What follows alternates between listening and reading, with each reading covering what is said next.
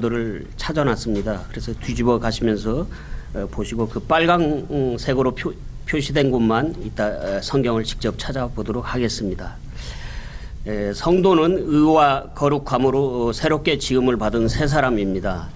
그래서 베드로전서 4장 3절의 말씀은 우리가 예수 그리스도를 알지 못하던 그런 시절에는 육체의 요구에 따라서 죄와 더불어서 함께 살 수밖에 없었지만은 그러한 삶은 우리 지나간 때로 족하다고 말씀하고 있습니다. 죄는 그것으로 충분하다는 말씀입니다. 그러므로 성도들은 죄에 대한 옛 습관을 버리고 더 이상 죄와 세상과 타협하는 삶을 살아서는 안 됩니다. 성도들이 이 세상과 구별된 삶을 살아야 한다는 것은 세상에 대한 도피를 말하는 것이 아닙니다. 성도들은 몸으로는 이 죄악 세상에서 살고 있지만 오히려 세상에서 빛과 소금의 역할을 감당하는 그런 삶을 영위해야 합니다.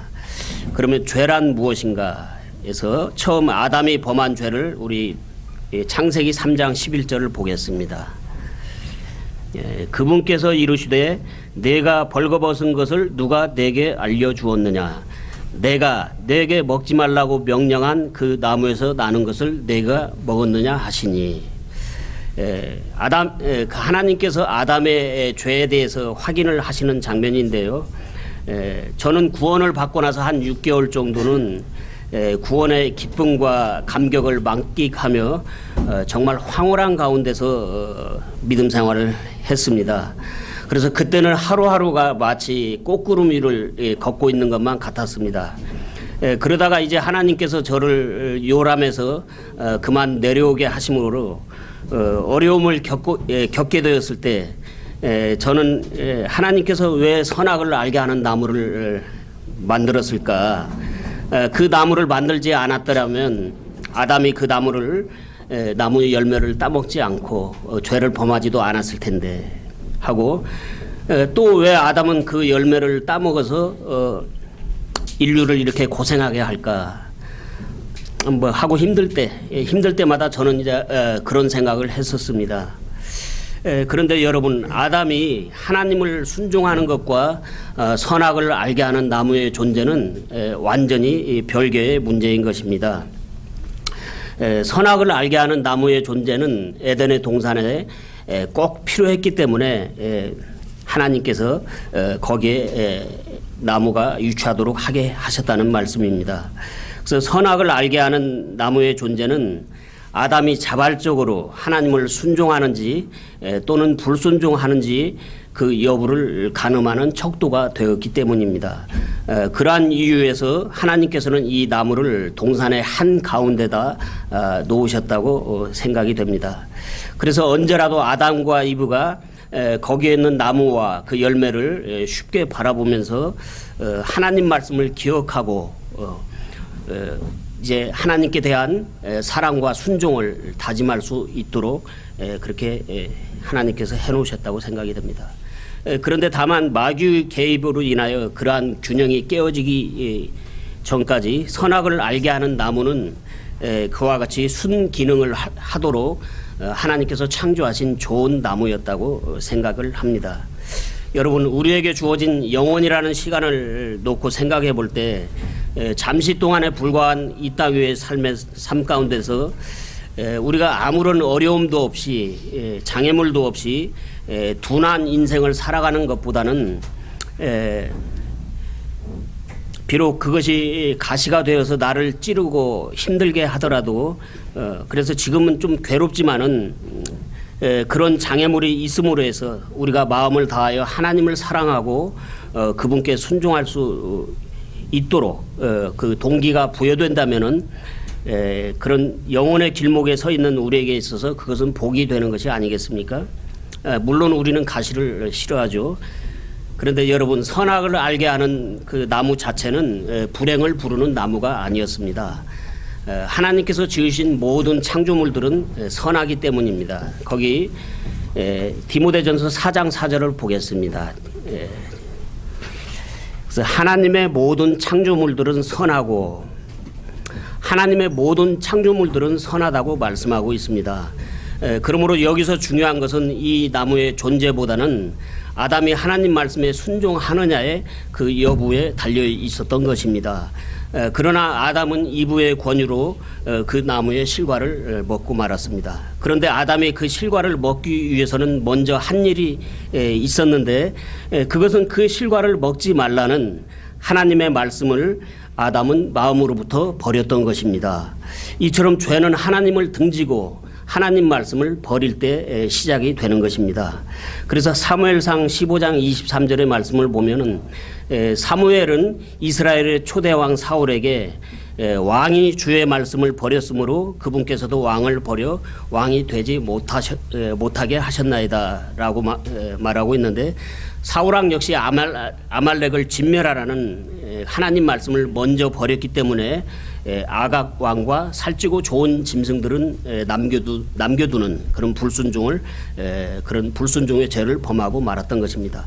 그래서 이처럼 죄는 행위로 나타나기 전에 이미 마음으로부터 하나님 말씀을 버림으로 시작이 되는 것입니다. 이것이 아담이 범한 죄요. 저와 여러분 또한 죄를 범할 때 먼저 마음으로부터 하나님을 저버리고 있지 않습니까? 그래서 하나님 말씀이 내 마음 가운데 시퍼렇게 살아있으면 우리는 죄를 지을 수가 없습니다. 그래서 우리가 성령 충만을 받아야만 하는 이유가 되겠습니다. 그래서 요셉은 보디발의 아내가 유혹해 올 때 내가 어찌 이 큰 악을 행하여 하나님께 죄를 지으리까 하고 요셉은 하나님을 생각함으로 죄를 짓지 않을 수가 있었던 것입니다. 그래서 요셉은 예수님을 표상하는 인물이죠. 그래서 예수님께서는 이 땅에 연약한 육체로 계셨지만은 늘 아버지 하나님을 생각하심으로 죄를 짓지 않을 수가 있었던 것입니다. 왜 하나님께서 우리의 마음과 생각을 원하시는지 아시겠습니까? 그래서 같은 맥락에서 죄에 대해서 좀 더 말씀을 드리면은 로마 카톨릭이 사도행전 8장 37절을 삭제한 이유도 마찬가지입니다.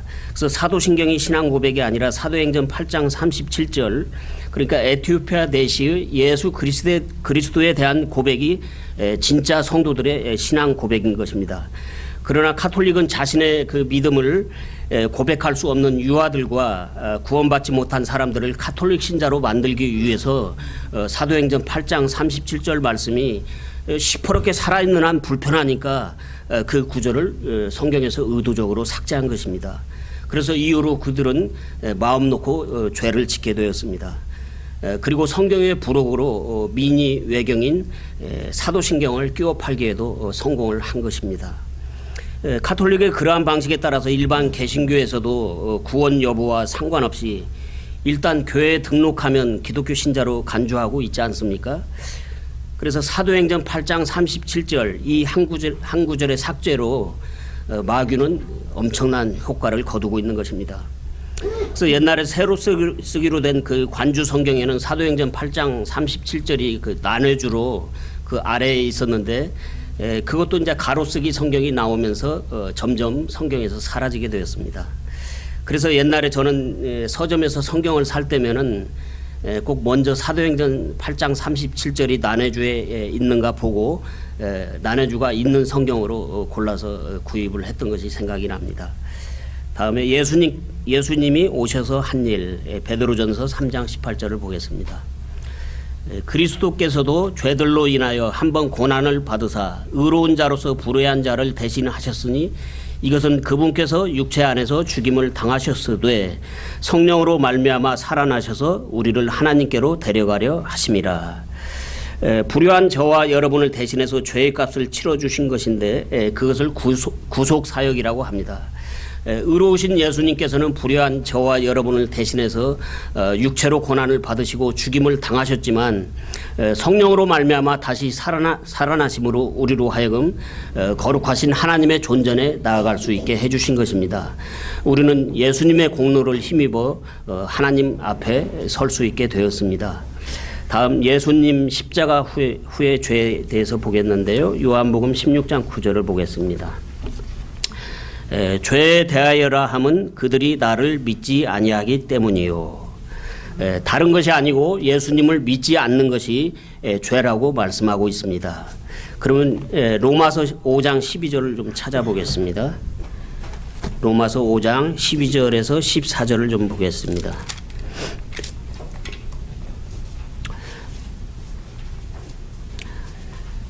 그러므로 한 사람으로 말미암아 죄가 세상에 들어오고 죄로 말미암아 사망이 들어왔나니 이와 같이 모든 사람이 죄를 지었으므로 사망이 모든 사람에게 임하였느니라. 율법이 올 때까지 죄가 세상에 있었으나 율법이 없을 때에는 죄를 죄로 인정하지 아니하였느니라. 그럼에도 불구하고 아담으로부터 모세까지 아담의 범법과 같은 종류의 죄를 짓지 아니한 자들 위에도 사망이 군림하였는데 아담은 오셔야 할 분의 모형이니라. 이 말씀은 율법이 주어지기까지 죄에 대한 말씀입니다. 그리고 모세 시대에 율법이 주어졌습니다. 그러나 아무도 율법을 지킬 수가 없었습니다. 하나님께서는 모든 사람을 죄 아래 가두어 놓으신 것입니다. 그리고 그 죄 아래 갇힌 사람들을 구원하시기 위해서 하나님께서는 죄 가운데로 직접 들어오셨는데 그 방법은 하나님께서 죄인의 형상으로 전락한 사람의 육체를 입고 세상에 들어오신 것입니다. 그래서 창조주 하나님께서는 마리아라는 순결한 처녀의 그 자궁에 착상하여 세포 분열을 일으키며 태아가 생성되는 과정을 통하여 손수 사람의 몸을 입고 오신 것입니다. 그래서 첫사람 아담에 의해서 죄가 세상에 들어왔지만 이렇게 죄와 상관없는 둘째 아담이신 예수 그리스도를 통해서는 의가 세상에 들어오게 된 것입니다. 그래서 예수님의 십자가 사건을 분기점으로 해서 신약 시대가 이제 열린 것입니다. 예수님께서는 자신의 육체를 이용하여 성전의 휘장을 찢으시고 이제는 새로운 언약을 세우셨는데 그것은 인간의 죄에 대한 개념 자체를 완전히 바꾸어 놓으신 것입니다. 십자가 위에서 죄의 근원인 마귀와 이 세상에 대하여 또 죄인에 대하여 1차 심판을 단행하신 하나님께서는 구약 시대와는 전혀 다른 새로운 시각으로 인간의 죄 문제를 다루고 계시는 것입니다. 이제부터는 예수님을 자신의 구원자로 죄송합니다. 이제부터는 예수님을 자신의 구원자로 믿지 않는 것이 죄라고 선언을 하시며 대사면령을 선포하셨습니다. 그래서 세상의 모든 죄를 예수님께서 처리하셨기 때문입니다. 그동안은 짐승들의 피로 이스라엘 백성들의 죄를 용서하시고 임시로 덮어주셨지만 이제부터는 예수 그리스도를 믿지 않고서는 죄를 용서받을 수 있는 길이 없습니다. 그래서 이 세상의 모든 죄는 그것이 무슨 죄가 됐든지 회개하고 예수 그리스도를 믿으면 단번에 용서를 받을 수 있습니다. 이 얼마나 쉽습니까? 그래서 아담이 에덴의 동산에서 너무 쉽게 죄를 범해서 인간에게 불행이 초래됐다고 이제는 아담을 더 이상 원망하지 않아도 됩니다. 예수님께서 갈보리 동산에서 단번에 만회를 하셨기 때문입니다. 그래서 하나님께서는 모든 사람들이 예수 그리스도를 구원의 주님으로 믿으면 구원을 받을 수 있도록 아주 쉽게 구원의 길을 열어주신 것입니다. 그런데도 기독교는 기독교의 구원이 있고 불교에는 불교의 구원이 있다고 그런 헛소리를 하는 사람이 있습니다. 예수님을 모독하며 종교다원주의를 옹호하는 그런 헛소리를 하는 자가 지금도 설교를 하며 예수님의 이름을 입에 올리고 있는 그런 기막힌 현실입니다. 이런 사람들은 양의 옷을 입고 양들을 약탈하는 일이라고 예수님께서는 분명히 말씀하셨습니다. 그런데도 왜 수많은 사람들이 여전히 그와 같은 자들에게 속는지 아십니까? 그 이유는 예수님께서 하신 말씀을 듣지 않고 그들의 현란한 말솜씨에 귀를 기울이고 있기 때문입니다. 다음에 성도들의 죄에 대해서 보겠는데요. 베드로후서 2장 21절에서 22절을 보겠습니다. 그들이 의의 길을 안 뒤에 자기들에게 전달된 거룩한 명령에서 돌아서는 것보다 차라리 그것을 알지 못한 것이 그들에게 더 나았으리라. 그러나 개는 자기가 토한 것으로 되돌아가고 씻긴 돼지는 진창 속에서 뒹군다 하는 참된 잠언에 따라 그 일이 그들에게 일어났도다. 아주 불행한 일인데요. 우리는 오로지 하나님의 긍휼과 은혜 아래서 주님의 희생을 힘입어서 깨끗하게 되었지만 옛사람의 습관을 버리지 못하여 너무 쉽게 죄를 범하고는 합니다. 그래서 우리는 죄에 빠질 가능성이 얼마든지 있습니다. 그러나 죄에서 오래 머물므로 주님의 은혜를 배신해서는 안 됩니다. 방금 읽은 베드로후서 2장의 말씀처럼 되지 않기 위해서는 죄가 누적되는 일이 없도록 해야 합니다. 죄가 일시적으로 주는 달콤한 쾌락에 맡기지 말고 얼른 정신을 차리고 성도의 본분을 다시 갖추어야 합니다. 성숙한 성도일수록 그래서 죄에서 회개하는 것이 빠릅니다. 이렇게 하나님을 향한 회개는 또 우리가 할 수 있지만 그러나 여러분은 성도들과의 그 관계에서 잘못된 것에 대해서 당사자에게 용서를 구하며 화해를 청합니까? 자존심 때문에 그게 그렇게 쉽지는 않지요. 그러나 자존심으로 반응하는 성도는 아직 영적으로 어린 성도입니다. 그래서 하나님께는 우리가 회개를 하지만은 사람들에게는 잘 하지 않는다면 그것은 참된 회개가 아니며 영적으로 어리다는 증거입니다. 여러분이 성경을 많이 알고 있는 것이 성숙한 것은 아닙니다. 사도 바울은 어른이 되어서는 아이의 일을 버렸다고 말씀하고 있는데 아이의 일이라는 것은 육신적인 성향, 그러니까 자아를 버리는 것을 말하는 것입니다. 그래서 성장을 원하면 우리는 아이의 일을 빨리 버려야 합니다. 나머지 구절은 참조하시면 되겠고요. 그 다음에 성도는 어떤 상태에 있는 사람이라고 했는가. 죄에 대하여 로마서 6장 11절 말씀을 보겠습니다. 이와 같이 너희도 너희 자신을 죄에 대하여는 참으로 죽은 자요 하나님께 대하여는 예수 그리스도 우리 주를 통해 산 자로 여길지어다. 그래서 우리의 힘으로는 죄를 이길 수 없습니다. 그래서 죄에 대한 싹은 사망이므로 그 값을 반드시 치를 수밖에 없는데 죄에 대한 유일한 해결책은 죽는 것 외에는 다른 방법이 없습니다. 죽어야 합니다. 그래서 예수님께서 오셔야만 했고 십자가에서 피를 흘리심으로 그분의 몸을 통해서 죄값을 지불하신 것입니다. 이렇게 죽음을 통해서 죽음의 권능을 없이 하시고 예수님께서는 3일 만에 부활을 하셨습니다.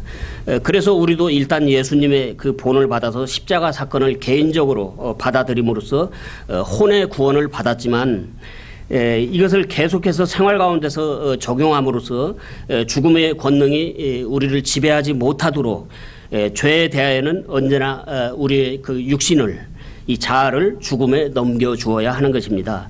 이것이 죽음으로 죽음의 권능을 없애는 방법이요 죄에 대한 유일한 해결책입니다. 육신의 혈기와 자아가 꿈틀거릴 때마다 얼른 자신이 예수 그리스도와 함께 십자가에 못 박혀 있음을 믿음으로 주장해야 하는 것입니다. 이렇게 함으로써 예수 그리스도 안에서 우리는 하나님을 향하여 산자로 드러나는 것입니다. 우리는 죄에 대하여 죽고 하나님을 대하여는 살아있는 자가 되어야 합니다. 다음에 누가 성도인가? 그래서 로마서 8장 9절과 8장 2절 말씀을 보겠습니다.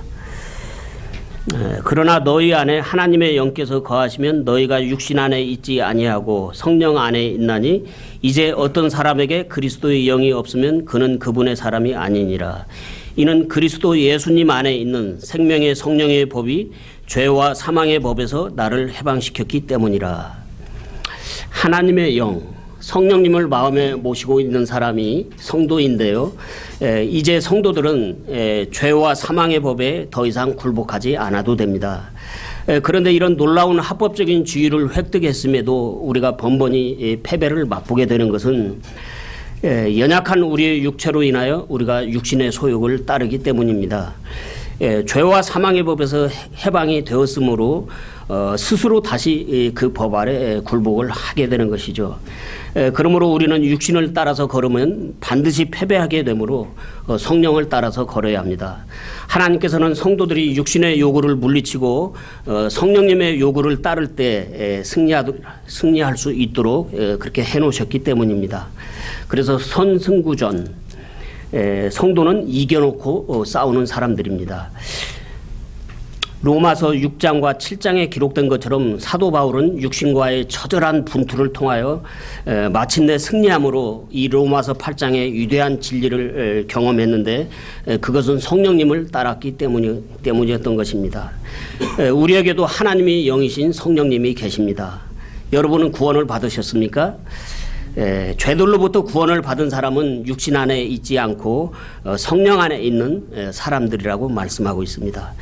그리스도 예수님 안에 있는 생명의 성령의 법이 죄와 사망의 법에서 우리를 해방시켰기 때문입니다. 이 사실에 우리 모두 믿음을 화합해야 합니다.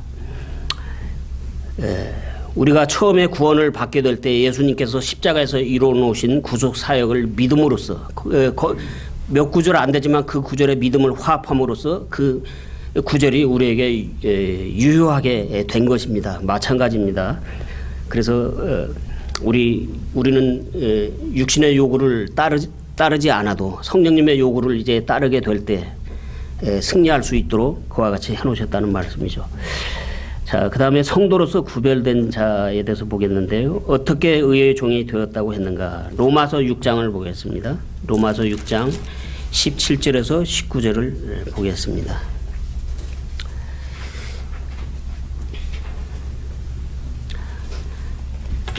그러나 하나님께 감사하리로다. 너희가 죄의 종이었으나 너희에게 전달된 교리의 그 틀의 마음으로부터 순종하고 이로써 죄로부터 해방되어 의의 종이 되었느니라. 너희의 육신이 연약함으로 내가 사람들의 관례대로 말하노니 전에 너희가 너희 지체를 부정함과 불법에게 종으로 내주어 불법에 이른 것 같이 이제는 너희의 지체를 의에게 종으로 내주어 거룩함에 이르라. 여기 보면 몇 가지 중요한 그 단어들이 나오는데요. 나에게 먼저 전달을 받은 자가 나에게 전달해 준 그 교리의 틀을 내가 마음으로부터 순종함으로 죄로부터 해방이 되어서 의의 종이 되었다는 그런 말씀이죠. 그래서 이 구절에는 네 가지 중요한 그 단어가 있는데요. 그 네 가지 단어라는 것은 전달자가 있고 그 다음에 교리의 틀, 그 다음에 마음으로부터 순종, 그리고 죄의 종에서 의의 종이 되었다는 신분의 변화입니다. 먼저 복음은 누군가를 통해서 전달이 되어야 하며 교류의 틀이란 복음을 더욱 정교하게 표현하고 있는 것으로서 복음의 핵심 내용이 정확한 교리의 뒷받침에 의해서 전해지지 않으면 안 되는 것을 말하고 있습니다. 그래서 복음이 혼탁해질 대로 혼탁해진 이 시대에 있어서 구원에 대하여 1:1의 상담 사역이 꼭 필요한 이유라고 생각이 됩니다. 그래서 복음의 원리는 죄에 대한 책망이 먼저이고 하나님의 사랑은 그 다음입니다. 그런데 여러분 한국 교회들의 여건이 어떻습니까? 정확한 교리의 틀에 의해서 복음이 전달되고 있습니까? 아니 그들이 교리적으로 정확한 복음을 갖고 있습니까? 대다수 한국 교회들은 성경의 진리와는 부합이 안 되는 칼빈주의나 아르미니안주의에 의해서 파생된 성경에서 빗나간 그런 복음을 믿으며 전하고 있습니다. 그것은 사도 바울이 전한 복음과는 분명히 다른 복음입니다. 그들이 뿌리는 복음의 씨앗은 무언가 종자가 다르다는 말씀입니다. 농부들에게 한번 물어보십시오. 먼저 씨앗, 그러니까 복음의 종자가 좋아야 합니다. 그저 복음 비슷한 씨앗을 뿌린다고 농사가 되는 것은 아닙니다. 그리고 어부들에게 한번 물어보십시오. 어부들이 그물을 아무렇게나 던집니까? 예수님께서는 사람을 낚는 어부가 되게 하리라고 말씀을 하셨는데 물고기든 사람이든 그것을 낚기 위해서는 그저 그물을 던지기만 해서는 안 됩니다. 어장에 따라서 효과적인 그런 투망을 해야 하며 그리고 그물을 갑판 위로 끌어당겨 올려야 비로소 고기를 잡게 되는 것입니다. 그래서 이 점에 대해서는 여러분이 깊이 생각해 보셔야 할 것이 있는데요.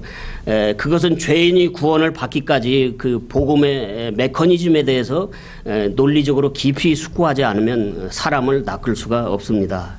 그래서 복음의 메커니즘에 대해서는 몇 차례 말씀을 드린 적이 있는 것 같은데요.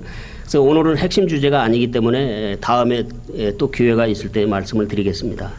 성도 여러분, 흐릿한 복음, 이런 복음 아닌 복음이 전달되어서 구원을 받았는지 안 받았는지도 잘 모르겠다고 하던 사람이 킹제임스 성경을 알았다고 해서 갑자기 그 구원의 확신이 생길 수 있습니까? 다시 말씀드리면 구원받지 못한 사람이 구원의 영원한 안전보장에 대한 말씀을 들었다고 해서 갑자기 구원의 확신이 생기냔 말입니다. 그래서 개역 성경에는 베드로전서 2장 2절처럼 구원을 노력해서 점진적으로 받는 것으로 그 오역을 해놓은 부분도 있지만 훼손되지 않은 정확한 복음의 말씀이 더 많이 살아 있습니다. 따라서 개혁 성경을 보았기 때문에 구원의 확신을 못 가진 것이 아니라 칼빈주의 및 아르메니안주의를 믿는 그 일반 교회를 다니다 보니까 그런 곳에서는 정확한 그 복음의 핵심 요체를 바른 교리의 틀에 의해서 전하는 사람이 없기 때문에 제대로 복음을 듣지 못해서, 그러니까 구원을 받지 못했기 때문에 확신이 없었던 것입니다. 그런데 성경이 바뀌었다고 해서 어느 날 갑자기 구원의 확신이 생길 수 있냔 말입니다. 생각해 보십시오. 예수님께서 주시는 구원은 결코 흐릿한 그런 구원이 아닙니다. 구원이 성경 문제라면은 에티오피아 내시는 처음부터 바른 성경을 가지고 있었는데도 왜 구원받지 못하고 빌립의 도움을 받아야만 했습니까? 혼의 구원 문제는 성경 문제와는 다른 별개의 문제인 것입니다. 구원은 순전히 하나님과 나의 개인적인 문제요. 정확한 교리의 틀에 의해서 복음을 전달받지 않으면 안 되는 문제라는 말씀입니다. 그래서 복음은 전달자의 역할이 아주 중요한 것입니다. 이는 전달자가 정확한 복음의 씨앗을 가지고 있느냐 아니면 이상한 다른 복음의 씨앗을 가지고 있느냐의 그 문제라는 말씀입니다. 그래서 콩을 심으면 콩이 나고 팥을 심으면 팥이 나기 때문입니다.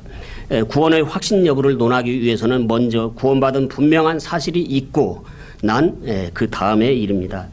그런데 이것이 일반 교회에서 제대로 이루어지고 있냐는 말입니다. 모태신앙이네, 뭐 기독교 집안이네 하면 그냥 받아주고, 불신자도 적당히 하다가 등록하면 신자로 간주하고, 그러다가 또 구원을 잃어버린다고도 하고. 제가 왜 구원의 메커니즘에 대해서 생각해 보시라고 말씀을 드리는지 이해가 되십니까? 이것은 성경의 문제가 아닙니다. 정확한 복음이 바른 교리의 틀 안에서 전달이 되어야 하는 것의 문제인 것입니다. 그런 의미에서 제 말을 오해하지 않으셨으면 좋겠는데요. 우리나라에는 아직까지는 흠정역 성경으로 구원을 받은 사람보다는 기존의 개혁 성경으로 구원을 받은 사람이 훨씬 더 많습니다.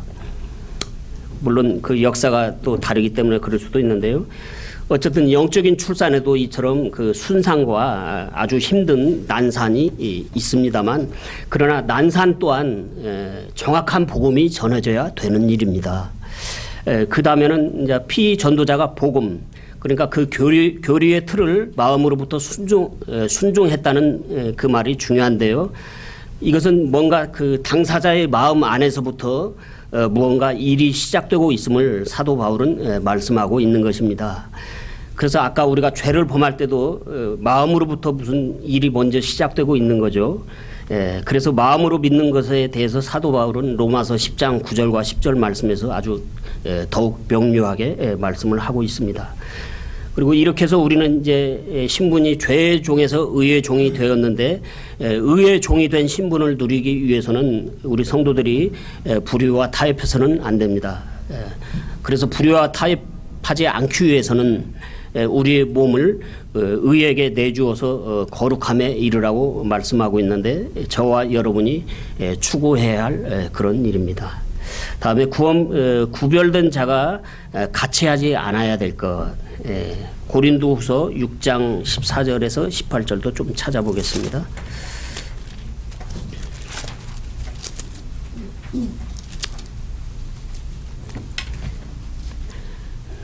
너희는 믿지 않는 자들과 더불어 공평하지 않게 멍에를 같이 매지 말라. 의가 불의와 무슨 사귐을 갖겠느냐. 빛이 어둠과 무슨 친교를 나누겠느냐. 그리스도와 벨리알과 무슨 일치를 보겠느냐.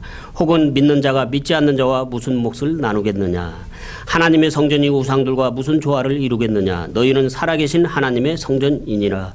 하나님께서 이르시되 내가 그들 가운데 거하고 그들 가운데 거닐며 나는 그들의 하나님이 되고 그들은 내 백성이 되리라. 주가 말하노라. 그러므로 너희는 그들 가운데서 나와 분리하고 부정한 것을 만지지 말라. 그리하면 내가 너희를 받아들여 너희에게 아버지가 되고 너희는 내 아들 딸이 되리라. 주 곧 전능자가 말하노라 하셨느니라. 여기 16절 후반부와 18절 후반부의 말씀들은 이미 구원을 받은 우리이기 때문에 아버지와 자녀로서의 그 관계에 대해서 강조하시는 말씀입니다. 그래서 이 말씀의 수신자는 이미 구원을 받은 성도들입니다. 그러므로 우리가 구별된 삶을 살기 위해서는 세상을 본받지 말고 오히려 세상의 복음을 전해야 합니다. 그래서 공격이 최선의 수비 아닙니까? 성도가 세상에 속하지 않았다는 것은 영적으로도 도덕적으로도 구별되어 사는 것이지 지리적으로나 사회적으로 도피하라는 그런 말씀이 아닙니다. 그리고 다음에 기재된 그 몇 가지 내용은 여러분이 생각해 보시면 되겠습니다. 다음에 죄가 주관하지 못하는 생활에 대해서 먼저 알라고 하는 진리에 대해서 로마서 6장을 다시 좀 찾아보겠습니다. 로마서 6장 6절에서 9절까지 보겠습니다. 우리가 이것을 알거니와 우리의 옛사람이 그분과 함께 십자가에 못 박힌 것은 죄의 몸을 멸하여 이제부터는 우리가 죄를 섬기지 아니하게 하려 함이니 죽은 자는 죄로부터 해방되었느니라. 만일 우리가 그리스도와 함께 죽었으면 또한 그분과 함께 살 줄을 믿노니 그리스도께서 죽은 자들로부터 일으키시셨으므로 다시는 죽지 아니하시고 사망이 다시는 그분을 지배하지 못하는 줄 우리가 아노라. 여기 보면은 옛사람이 예수님과 함께 못 박힌 그런 진리가 있고요. 그 다음에 죄의 몸이 멸하여진 진리. 그러니까 이것은 그 과정에 지금 우리가 있다고 보시면 되겠습니다. 그 다음에 사망이 다시 주장하지 못하는 진리. 성도 여러분, 이 세 가지 사실은 우리에게 이미 이루어진 일들이며 다시 물을 수 없는 기정사실이요 진리입니다. 이처럼 영적으로 확고한 우리의 주의를 주장하기 위해서는 이러한 사실을 우리가 늘 분명히 인식하고 있어야 합니다. 다음에 역임의 진리에는 우리의 믿음을 화합해야 합니다. 그래서 계속해서 로마서 6장 10절에서 11절을 보겠습니다. 그분께서는 죽는 것을 통해 친히 죄에 대하여 단 한 번 죽으셨으나 살아계심을 통해 친히 하나님께 대하여 살아계시나니 이와 같이 너희도 너희 자신을 죄에 대하여는 참으로 죽은 자요 하나님께 대하여는 예수 그리스도 우리 주를 통해 산 자로 여길지어다. 예수 그리스도 안에서 저와 여러분은 죄에 대하여 죽은 자로 하나님을 대하여는 산 자로 처지가 된 것입니다. 이것은 영적인 세계에서 일어난 사실이기 때문에 이 진리 앞에서 우리는 분명한 태도를 취해야 합니다. 이것은 저와 여러분의 태도의 문제인 것입니다. 이러한 사실에 대하여 우리는 매일매일 우리 믿음을 화합함으로써 죄에 대하여는 죽은 자요 하나님을 대하여는 산 자로서 이제는 죽음의 활동에 참여하기를 그치고 생명의 활동에 참여해야 하는 것입니다.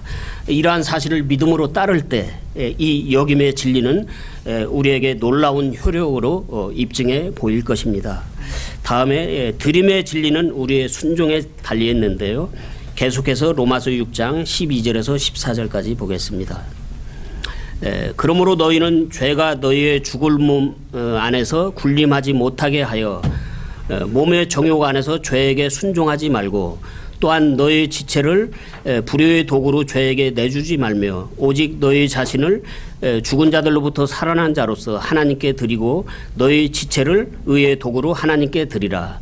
너희가 율법 아래 있지 아니하고 은혜 아래 있으므로 죄가 너희를 지배하지 못하리라. 몸의 사욕을 순종치 말고 지체를 불의의 도구로 죄에게 드리지 말고 지체를 의의 도구로 하나님께 드리라.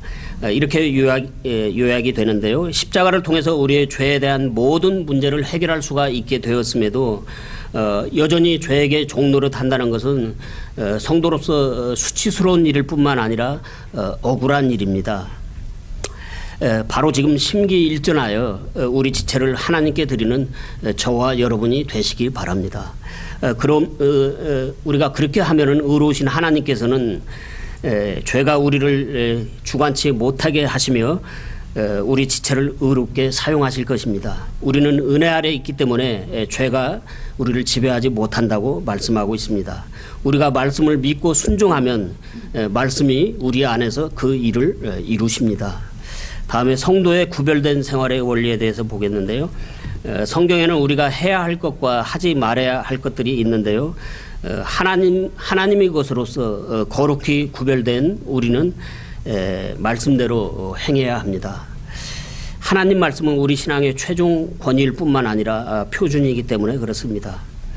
다음에 성경에 구체적으로 나와 있지 않은 일에 대해서는 어떤 태도를 취할 것인가에 대해서 그 문제에 대해서는 먼저 이 일이 하나님께 영광이 되는 일인지를 생각해 봐야 합니다.